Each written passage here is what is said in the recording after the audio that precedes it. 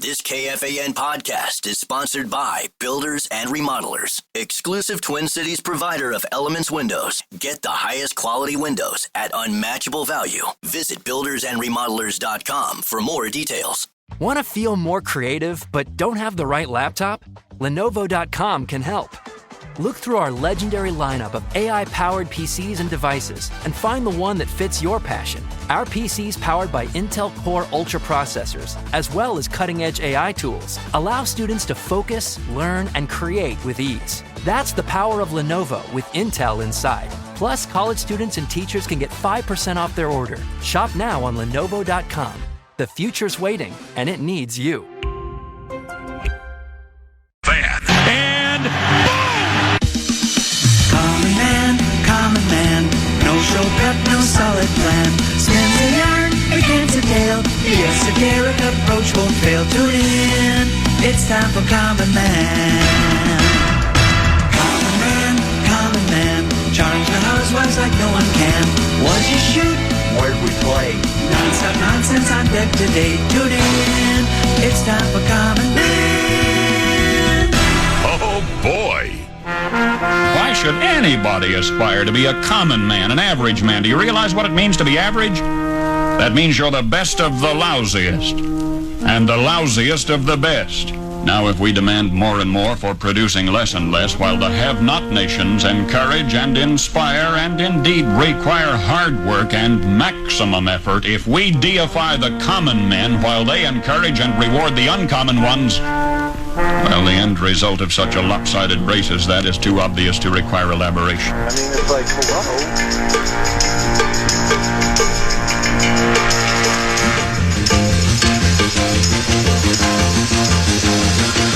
We're the state of hockey, and I think that proves it, so.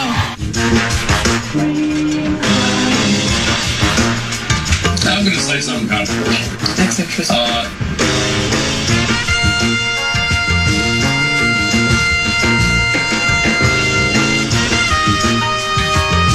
Jet lag disadvantage.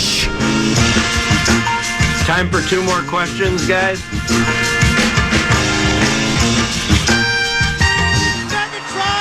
You are solid, man. The Lions are roaring in Green Bay. Yes! Take that! Super Bowl, homeboy.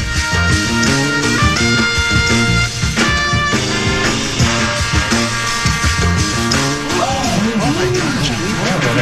Above average.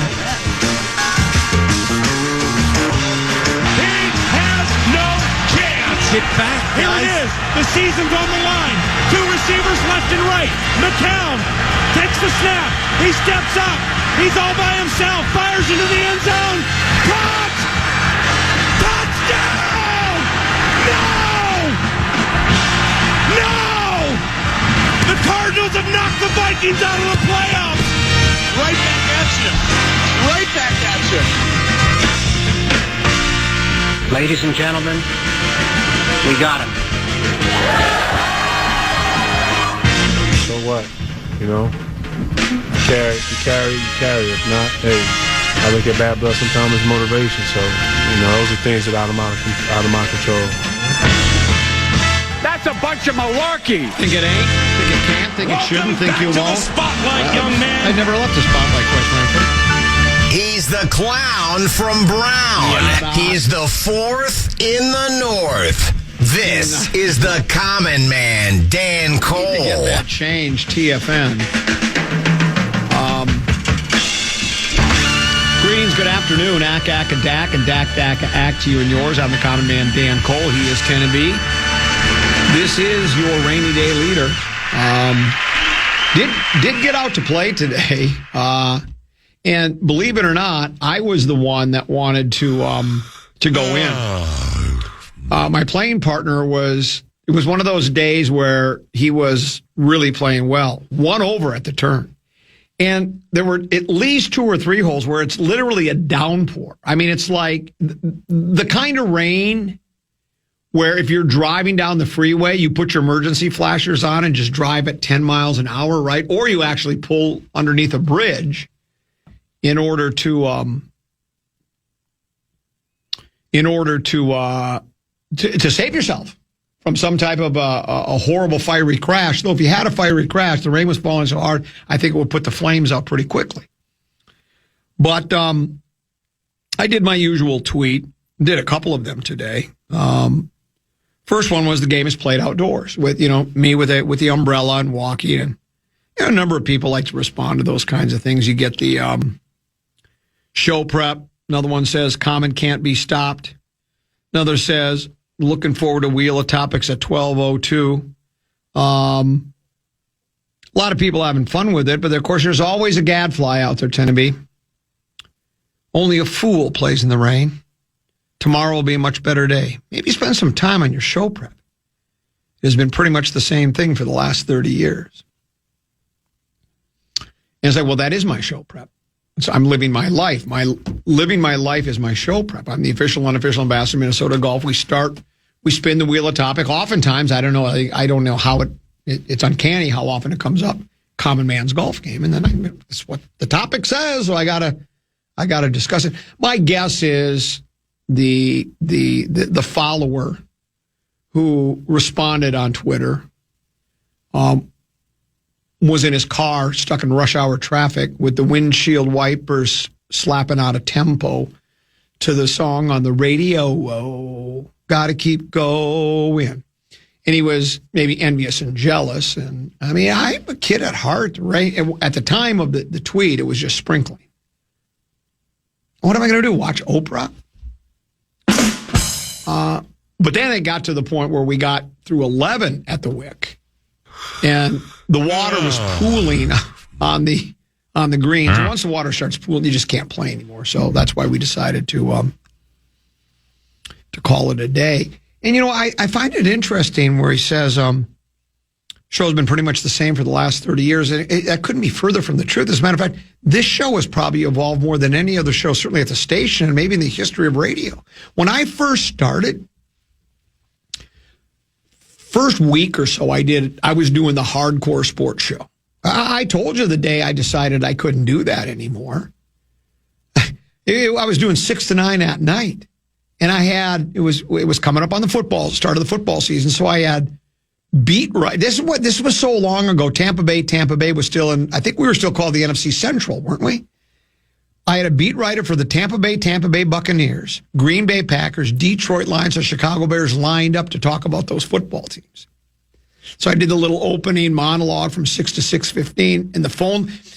There was a time where the callers would start calling in at 5:30 to get in line because they knew it was going to be busy. It was hard to get into the Common Man program, much to the chagrin of Chad and Barrero, because the phones are just lit, and not one of them is for their show. It's they want to get on with Common, get a moniker, do a little of this, little of that, emphasis on the last, right? So I go, so I get to, I do my opening monologue, and then I do the old, when we come back, we'll talk to Joe Bag of Donuts, beat writer for the Tampa Bay Buccaneers.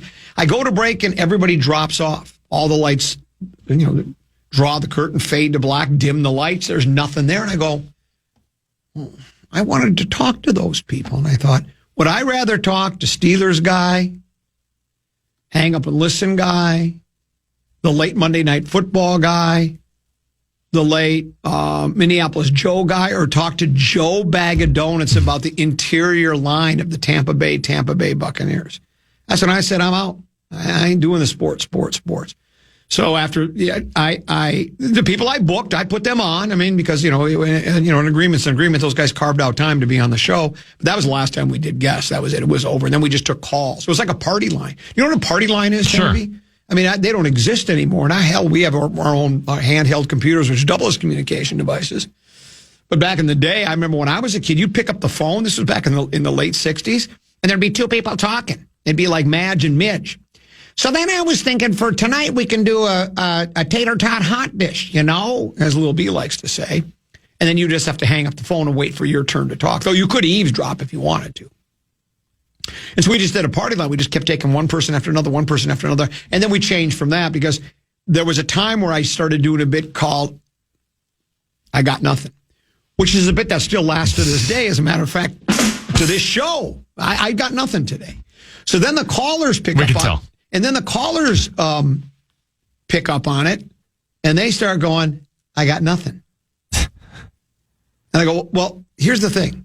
I really do have something, but you don't have anything. Yeah. And after a while, all the callers were wonderful, but they kind of ran out of steam after a while. They're like characters on a sitcom. Not all of them stick around for a long time, right? So after a while, it got really hard because every call would come on and I'd have to work really hard to make them sound good and work them into the show. I mean, it was like running a jackhammer on 494, 98 degree heat with high humidity, man. I'd leave the studio exhausted going, I don't know if I can do that again. So then we got away from that. Then we stopped talking sports entirely for the longest time. That's what got into that sports rant that we've played over and over again, where people were annoyed I wouldn't talk sports. And so to suggest that the show has been the same for 30, I mean, I know we haven't done anything different in 20 years. That accusation's been laid out there. And the people must like the repetitiveness because we just came off our best report card we've had maybe ever in the middle of summer. I mean, do you have any idea? It's because we embrace the abyss. Did you ever find that? Yeah, I played it yesterday. Oh, did you? I played it the other day. Can you find it right now again? Oh, I didn't hear it. I must have missed that. I was probably eating my lunch. Oh, wait, I do that on the air. Embrace the abyss. Because, a lot of the guys here at the radio station talk about the abyss.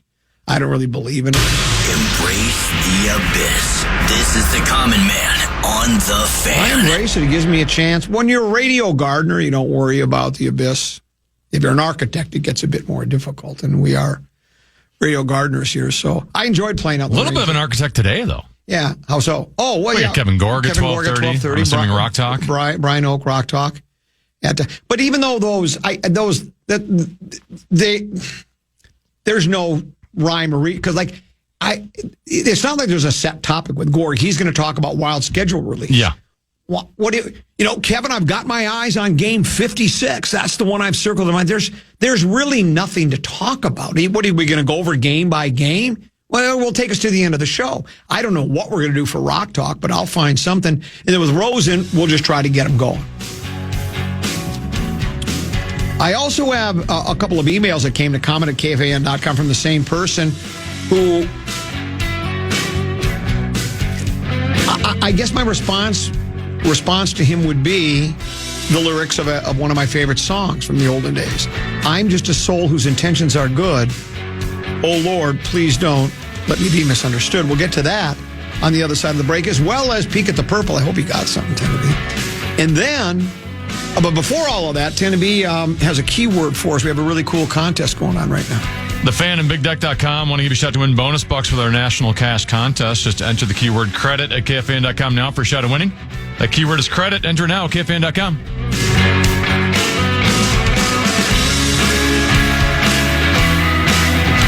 Are you shopping for a new laptop while still trying to keep up with technology and AI? Talk about feeling burnt out.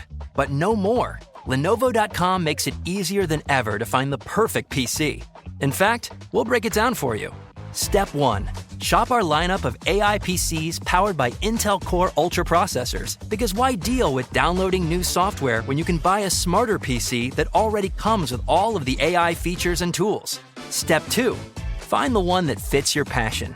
Whether you're a creative genius, a research scientist, a hardcore gamer, or a future CEO, no dream is too big. That's the power of Lenovo with Intel inside. You can keep up with your ideas as well as any challenges you may face. Step 3. Add to cart and purchase. Oh, if you're a college student or a teacher, make an education account through us and get 5% off your whole order. Shop now at Lenovo.com. A better future is waiting, and it needs you. The Fan.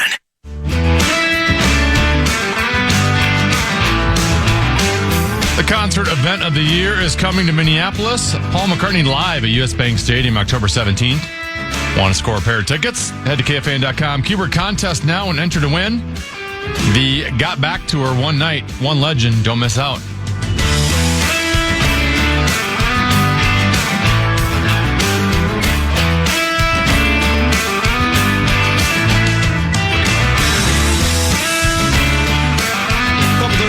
2:15 past, Common Man program. I'm Common East Tennessee. Gorg in the next segment. We're going to break down every single Wild game from the season opener. We're not going to go to the Stanley Cup Finals because we're not certain they'll get there. We have a pretty good feeling we're going to make a deep run, but we'll certainly go through the regular season schedule. Brian Oak, little rock. You know what? Brian Oak, a little rock talk coming up at 1:30. The legendary Mark Rosen will join us as well. Time now for Peek at the Purple, brought to you by our pals at Affordable Electric. Affordable Electric, it's interesting. I've got Affordable coming over to do a little bit of work at my place, and they're very busy. So I said, well, go ahead. Take care of some of the other customers first. You can come and help me. Matter of fact, they're getting to the point where they're so busy, they're still looking for a journeyman electrician.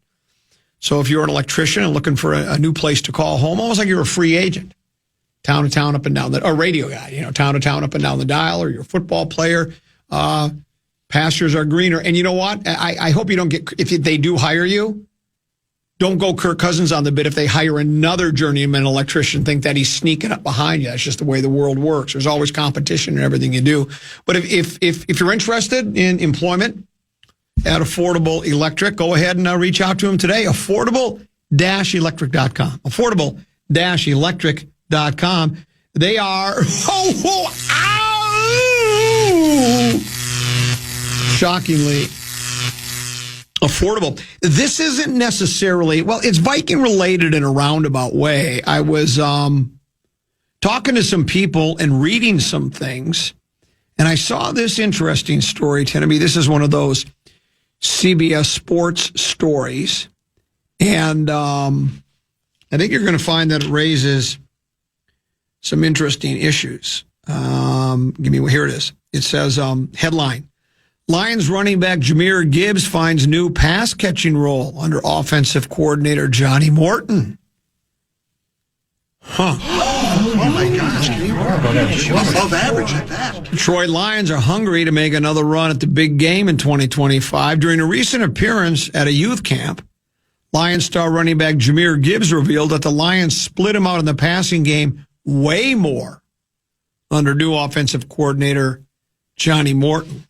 Gibbs said, per WXTY Eyewitness TV News, I got to learn the formations for being split out. I'm being split out like way more than I was in the past 2 years. That's good. It's going to be fun. I've been waiting on that. I think that's I would think the reaction from the rest of the North, the Purple, the Grizzlies, and the Packers would be role. And you know that he's being honest. He probably wasn't supposed to say anything. Just like, remember when he sent out that picture from the running back room, and they had all the plays and the calls on that whiteboard, and he tweeted that out. You remember that story? You remember that story? I don't. Last year? Oh yeah. Oh, we talked about it. Yeah, where he did like some kind of tweet where he was in it, and on the back were all the Lions play. That's when Campbell was doing the old, it's really not that big of a deal. The plays are the plays. They got to still have to stop us.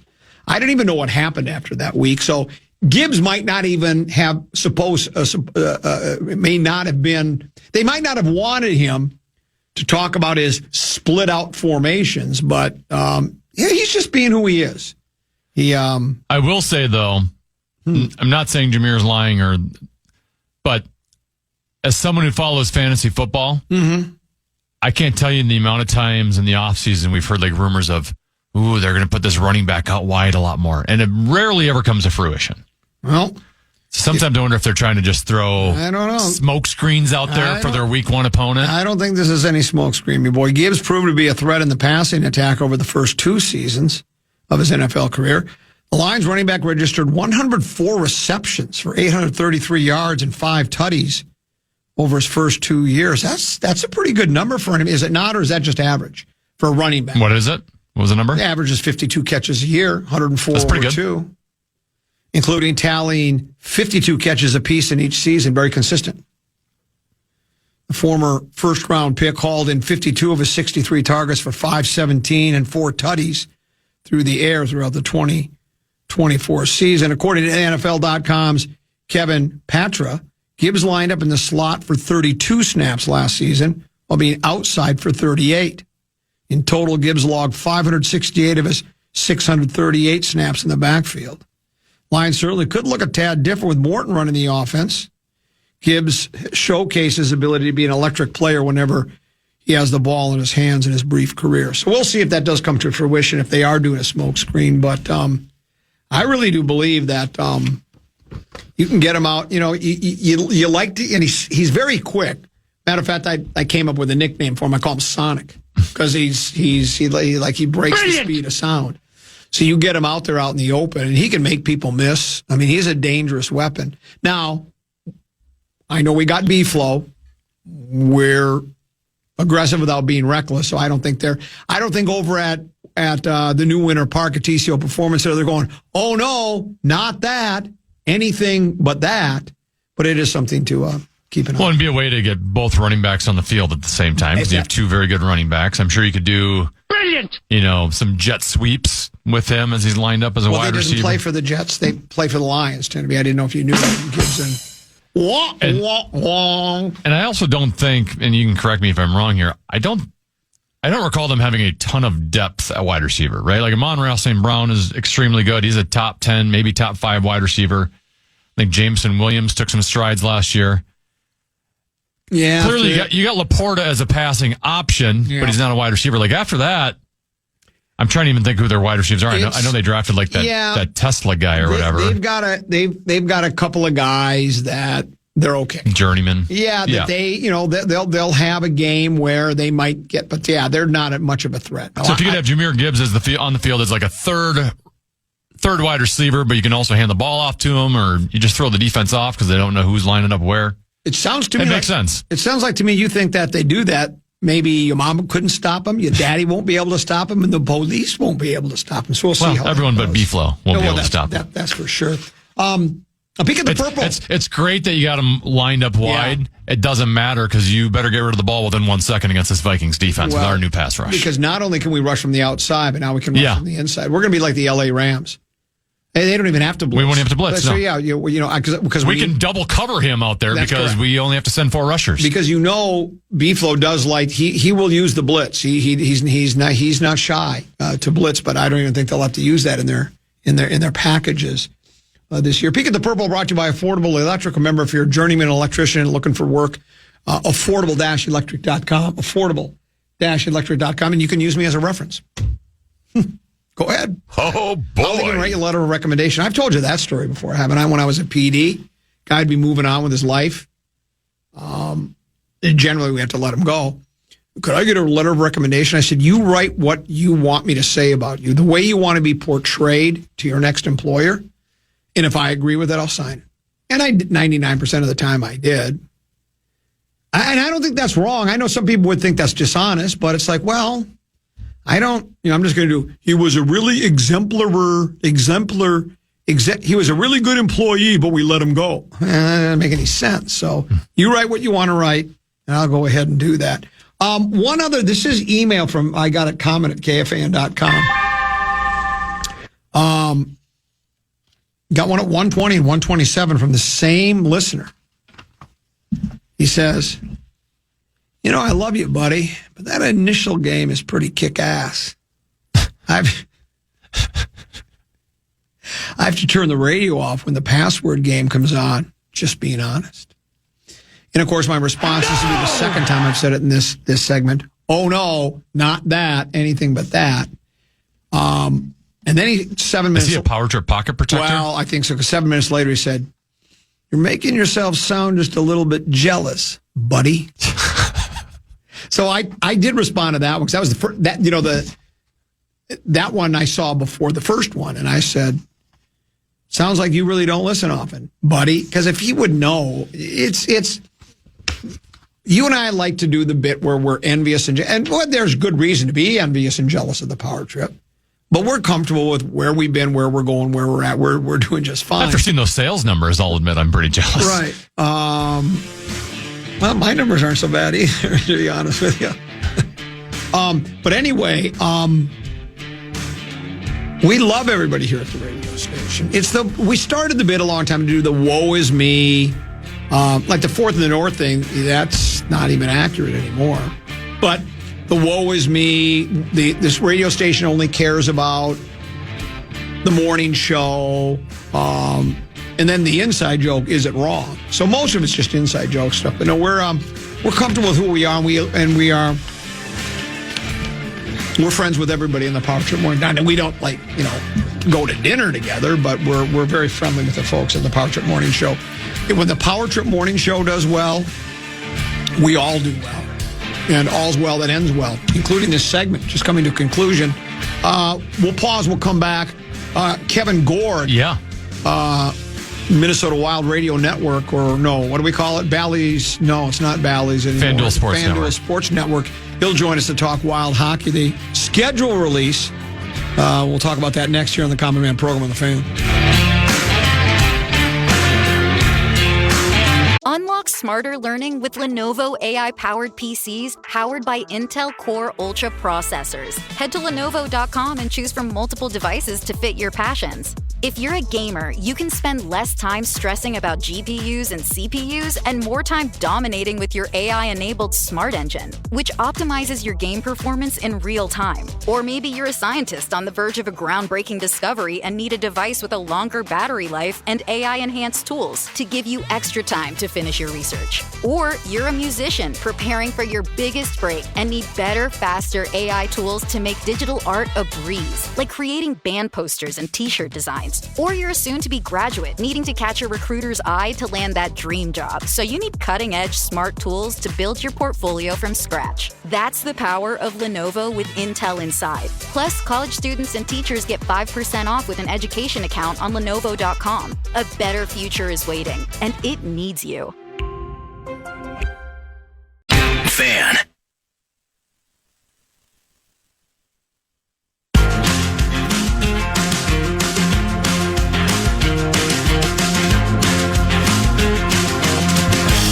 Head over to our contest page and enter for your shot at a family 4-pack of early screening passes for the newest Marvel film, The Fantastic Four. First Steps in theaters, July 23rd. Enter today at KFAN.com keyword contest. That's KFAN.com keyword contest. Enter now. Couple of 13-14 past. This is the Common Man program. I'm Common. He's 10 to be excited and delighted to be joined on the Connecticut Water Systems Hotline by none other than Kevin Gorg. Gorgie, how are you?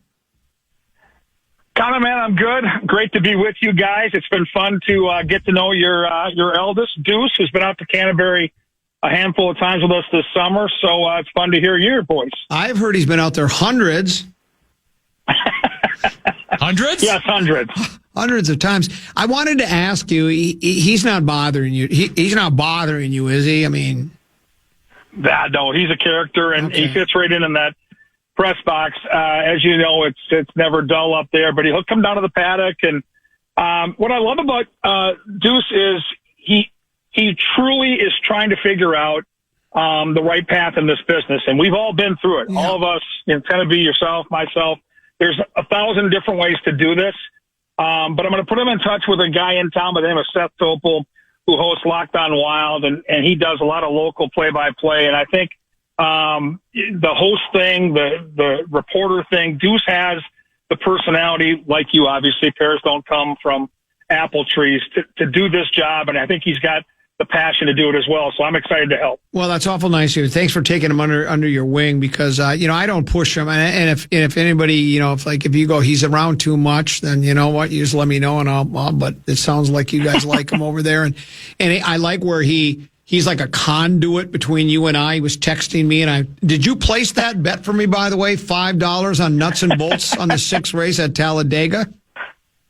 Yeah, he ran second. So you broke about even, so that's good. Well, what was interesting was Deuce said that in one of those races, I think he's yet to win a race. He bets on a handful of them. And he said that last week, the horse he bet on was like winning right until the very right when they got to the wire, right? And he was jumping up and down. And I think you said, never get too excited, Deuce. You got to wait till the race is over, because that's the way it goes. Well, He celebrated in mid-stretch, and it's the Cardinals sin at the racetrack. You don't want to celebrate too early, because, as always, we believe in jinxes and in that press box, he had the arms up. He was ready to cash, and here comes this closer, and he's run second. I think he's made a total of 5 bets. I think he's run second in 4 of the 5 win bets he's made. So I think horse racing's done a good job to show him that it's not a very easy game, which is probably a good thing. Will they race tonight? It's going to be a muddy track. We're off this week, so I'm up north. It's the bye week. We've got the rodeo this weekend, so the belt buckles will be in play at Canterbury this weekend. So a week off of racing, and then we get back to it for the second half of the season. Because I was hoping that you would put down a $5 bet for me on parts and labor at the Donnybrook racetrack for me tonight, but I guess you're not going to be able to do that. Parts and Labor is the name of the horse. I love it. Wild schedule release. I mean, not quite as dramatic or as exciting, no offense, as the NFL. You know, NFL is like they do an entire show. It's like 2 nights, I think, because, you know, you only have 17 games and you just want to see when you play the opponents and when your home game is so you can plan. With the NBA, NHL, you got 82 games and 162 for Major League Baseball, but it's been released, and I took a quick look at it, and I've circled game 56 on my calendar. That's the one. Well, I heard you on your show open mention game 56. I thought I'd let you know that it's Saturday, January the 31st, up in Edmonton. So if you're going to make it, bring some warm clothes, because Edmonton in January is not for the faint of heart. Yeah, well, you know, I think that's possible. That could be your preview of your Western Conference Finals. It could be. It could be Connor McDavid's last game before he gets traded to the Minnesota Wild. Yeah, before the deadline. There's always that too. Who gets 97 then? Tennessee? Is it going to be McDavid or Kaprizov? Doesn't matter. They can both wear it. Yeah. Or just one of them could say, "I'll take 79 for the first half of the season, then and the other will get 97, and they'll just switch it after that." What do you make of this? I mean, is there much to make of the schedule? I mean, it's, you know, again, I know, you know, some of those road trips are a bit long, but I love what Guerin said last year when they asked him about it. Somebody in the meeting, he said, "I saved the quote. I have it on a notepad in my. Believe it or not, I have one of those vanilla folders." And he basically says, "Well, we're taken pretty good care of. You know, we charter flight, we stay in nice hotels, we're all good. But what are your thoughts on the schedule?" Well, I think, you know, there's always, it's not like football where you can kind of go game by game. So you look at chunks, right? And we knew before the schedule came out that the Twin Cities is lucky enough to host the World Juniors tournament. So we knew right after the holiday break that the Wild were going to be on the road for an extended period of time. And it looks like they are. And it's not a surprise. It's a 13-day road trip that'll start in Winnipeg. It'll end in Seattle. The cool part for all of us is we start in the cold of Winnipeg, but we quickly go to Vegas. We get to spend New Year's Eve in San Jose, which is awesome. We go to Anaheim and LA before we stop in Seattle. So it's 7 games, 13 days. Certainly a challenging trip, but to Bill Guerin's point, you know, we're staying in 5-star hotels. We're traveling on a private charter, so it's not that big a deal. And the Twin Cities gets treated to the World Juniors. The other couple of things I looked at, Common, 6 of the first 8 are on the road. It does feel like, for whatever reason, the Wild always seem to have a heavy road schedule early. It played out great last year. The team not only played well on the road, but they kind of came together and used those early road games to do just that. They've got some younger players that figure to be a part of the roster when they leave training camp this year, so I like that.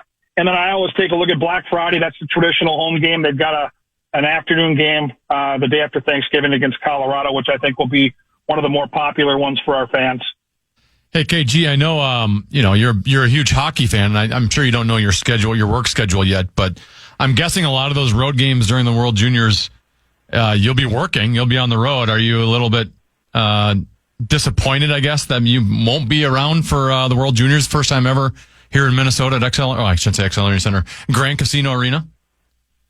Yeah, it's going to be hard getting used to saying that, but no, for all of us, we talked about it. I know, you know, it's a privilege to get to do the jobs we do, but absolutely, I would have loved to have attended the World Juniors. We are going to be on the road the entire time, so I'll be watching from afar. And, you know, like anything else, you hope that it plays out well, that the Twin Cities, and I'm certain they'll do a great job, but you want to see a great tournament. You want to see the U.S. team have a go at it, and you want to see if the building's full every night, which I think it will be. I think it's a great place to host it. And I mean, the hockey fandom that we have in this market is second to none. And so, yeah, I think it's going to be cool to see from afar. But to your point, Tennessee, I would have loved to have been there in person and taken it all in, because it's a hell of a tournament. When are they going to announce the Cap signing? Kaprizov.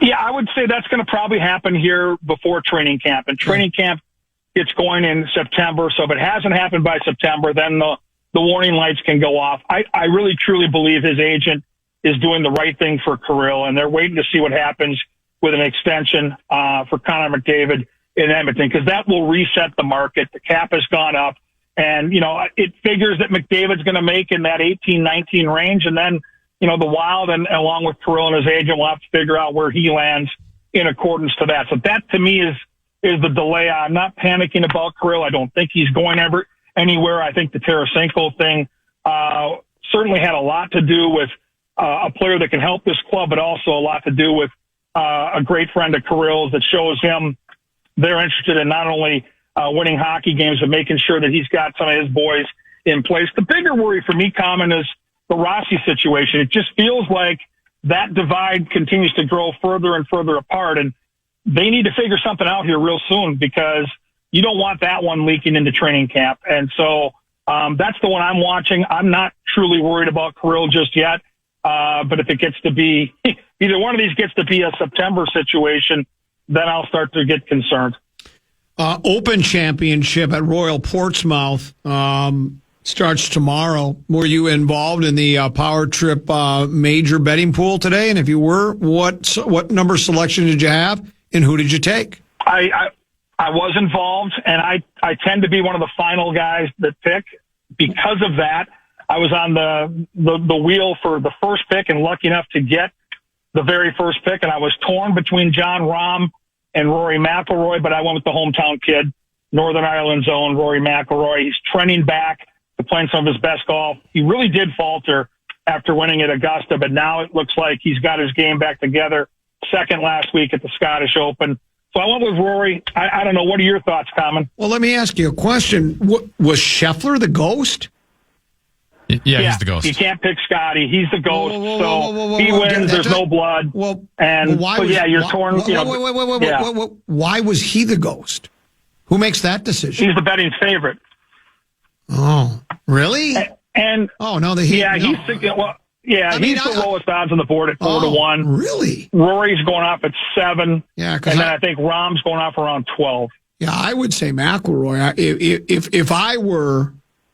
And I don't know I still don't understand how they lay odds if they do it strictly on the money that's been bet. And that's why the bet dwarfs feel this guy's the favorite. But I would take McIlroy over Scheffler. Scheffler is he's the best player in the world. We know that. But just because you're the best player in the world doesn't necessarily mean you win every week. I mean, because he doesn't. It doesn't work that way. So, and as you say, I said this about McIlroy after he won after the Masters. We like many others, you said, well, what now? Does he, now that he has that burden of, he's been chasing that green jacket for 15 years, finally has it. You saw the emotions that poured out of him on the 18th green, the 72nd hole when he won the Masters. And then would he at that point, now that he's won it, would he just go on and start winning consecutively? Or would he go, you know what? I'm going to take a little bit. I'm going to relax a little bit. And I'm not going to put, what it takes to play at that level, the concentration that's required for every single shot. He was tired of concentrating. It was over. And so there were people that thought, well, now it's over for him. But you saw, he said it, in the interviews you've seen. He said, I think I deserve to just kind of decompress a little bit. And that's what he did. He enjoyed himself. Now he's fired up again. It's his hometown, the whole thing. I think he should be the betting favorite. And I think you might have the winner there. And again, it's the PGA on any given Thursday, Friday, Monday or Sunday or Monday, Saturday. But I think you got I think you got the right pick. I'm surprised that Scheffler's the favorite. I mean, he's good, but I tell you what, I think right now McIlroy would be the betting favorite for me. Well, and to your point, I think Rory's motivated again because you're right. He took that time where for 5 or 6 weeks, he didn't look like the same golfer.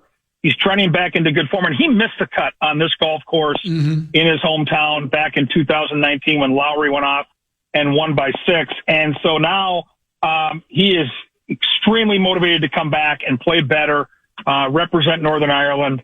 And, I think for a guy like Rory, once you get that Grand Slam, you need moments like this to kind of recalibrate. That's what makes Scheffler so amazing is in his press conference yesterday, he just talked about the weird feeling when you win, how after about 3 or 4 minutes in the celebration, you leave the green, you're walking to the parking lot and you're like, well, what now what? Yeah. He's gotten to the point now, and Scheffler is that guy where if he doesn't win, it feels like he's done something wrong. And you look at his numbers, and I think he's got 12 straight top 10s. I mean, the guy is he's almost robotic. Doesn't mean he's going to win. I think Scheffler will be in contention. The Open Championship of the 4 majors is where he's looked the most human. He hasn't played a ton of links golf, and so maybe you're right. I happen to think John Rahm's got a big chance this week as well, and I think it's going to be really – I love watching the Open come, and it's on early.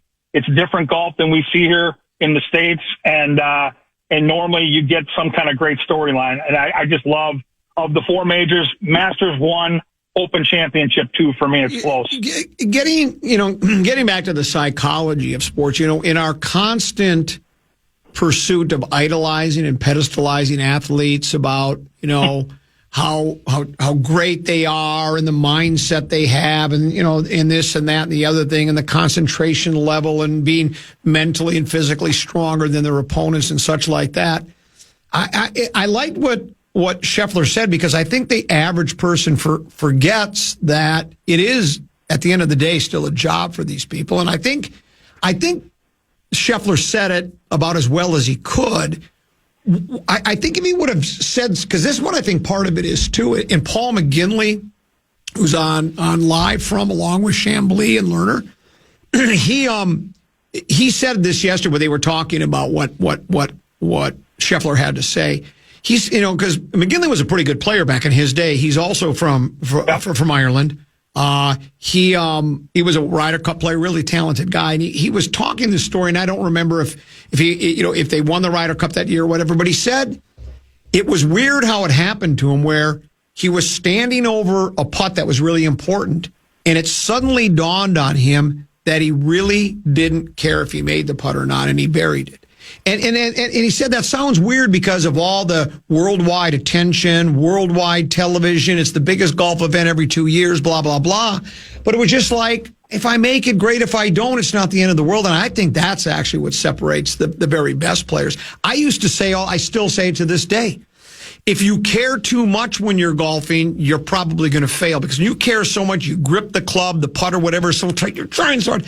But if you don't care at all, why would you play? So I think there's a fine line where you just got to try to relax, and I think that's what Scheffler is basically trying to say, is at the end of the day, remember when he won the PGA Championship, the final round, he's struggling on the front.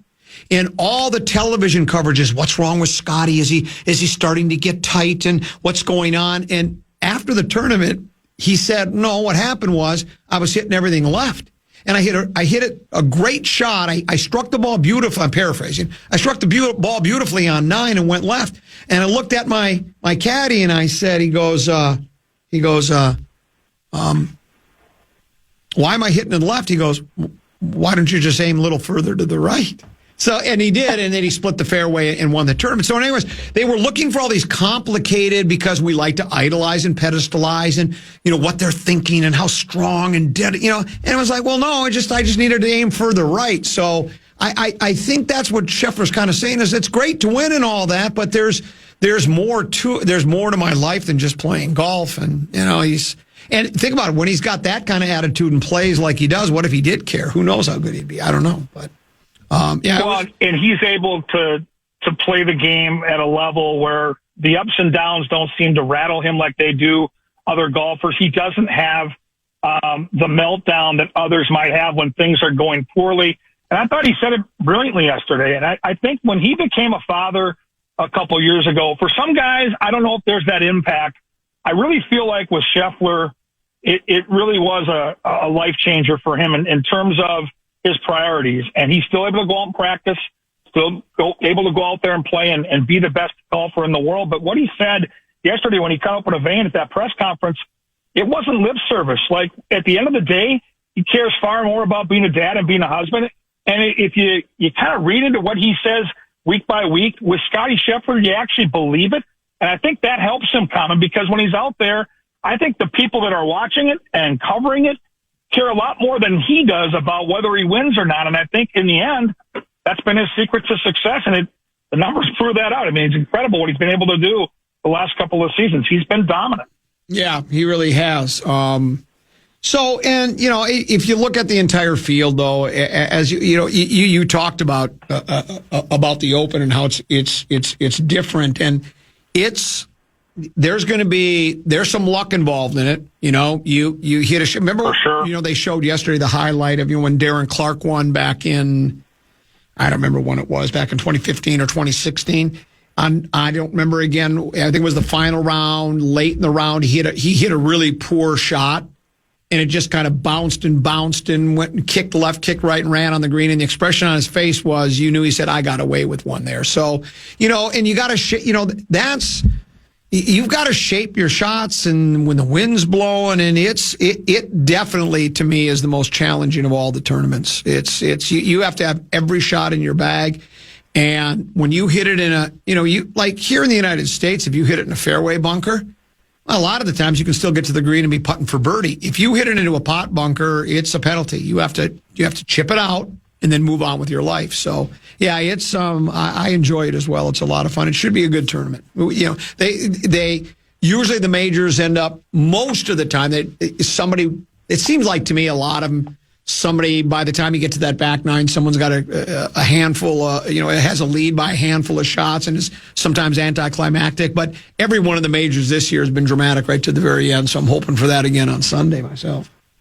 I am too, and I don't mind a good car wreck during a major golf tournament. And if people, maybe the younger listeners to your show, don't remember, 1999, the British Open, as it was called back then, Jean Van de Velde, the Frenchman, needed a double bogey on 18 to wrap up in a very improbable championship, and he ended up making triple, going to a playoff and losing.